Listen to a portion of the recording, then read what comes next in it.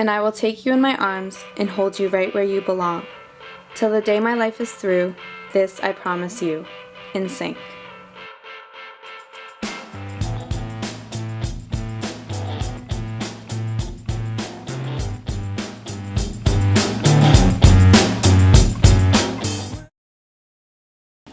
I haven't really listened to NSYNC since I was like 5 years old, but I figured the quotation was appropriate. It's about friendship. You know, like being there for someone till the end of time. It's a best friend kind of thing. This quote I could easily use to compare the friendship between my best friend Haley and me. Well, it used to be something I could have used. She was such a nice person. Genuinely kind-hearted, I'd say. I remember when we would always hang out in grade 8. It was when we truly became BFFs. We did everything together. Share clothes, watch Aquamarine, talk about all the boys in our class. We were inseparable. It's like we were in our own little posse, a secret club, if you will. Haley and I were friends with other people, but we never really let anyone in. I remember the day before our first day of high school.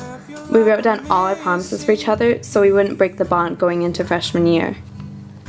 I promised to keep every single one of our secrets. I promised to be there whenever you need me. I promised to never put any boys before our friendship. That one was the most important.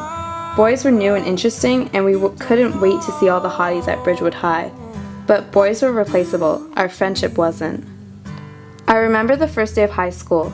We spent hours on our phones the night before, deciding on what outfits to wear and coordinating meeting spots. This year was different because we didn't have all the same classes together. Haley was so excited. I remember seeing her at my locker for the first time with the biggest smile on her face. I actually remember her say, "Oh my god, this place is nuts. Why is everyone so tall? By the way, did you see that one boy, Jason? He's totally hot. I'm in love with him." I had already seen Jason. Hales was right, he was totally cute. I remember him smiling at me in the hallway earlier. Anyways, back to Haley. We had a class together second period. Unfortunately, it was the only one we had together. But that was okay because we could still hang out at lunch. I remember about a month ago, we were sitting with a bunch of friends. They were talking about the Halloween dance coming up. It's gonna be sick. You guys are all going, right? Obviously, I'm so excited. She was excited too. She took the whole day trying to figure out what she was going to be. We decided on being crayons together. Haley thought that was really original. The dance was super cool when we first showed up. I was excited to dance the night away with my BFF.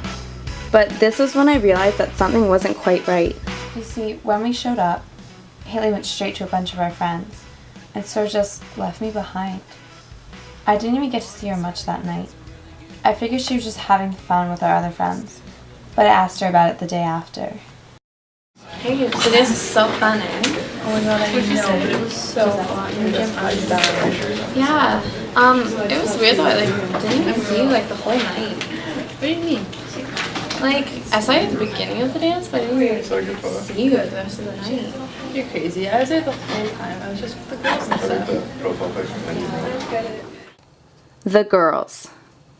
They were the first contributing factor to Haley's sickness. They were a group of friends from our old school with some new ones from Bridgewood. They really liked Haley, and I don't blame them. I mean, she was my BFF, so I knew how cool of a person she was. But her sickness seemed to get worse and worse as the time went on. The second factor that made this disease worse happened in second period. I'll never forget that day. Haley didn't realize how the sickness worsened when she decided it was a good idea not to choose me as her partner. I was sort of confused. Why was my BFF going to do a project with someone else? Was it me? I just did not understand. I didn't want to confront her either. That would have just made the sickness even worse. At this point though, I don't think it would have really made a difference. Haley had started to change. She was more distant than normal. I found that we weren't sitting at lunch together as often or gossiping as much. Our friendship started to become vacant and almost non-existent. I remember my last day with Haley. It was the hardest day of my life. I saw her in the hallway with Jason. They were holding hands. In that moment, Haley had died. She was no longer with us. She never mentioned this Jason thing to me, at least not recently. I had no idea that they were exclusive. It was like a giant knife made of dishonesty, deceit, and dread had cut through the final strings of our friendship. It's hard not to mourn her death because it was really abrupt and unexpected. Haley was perfectly healthy, and so was I. I guess it was the high school disease that really got to her. I never thought something like this would happen, but this was the death of a friendship.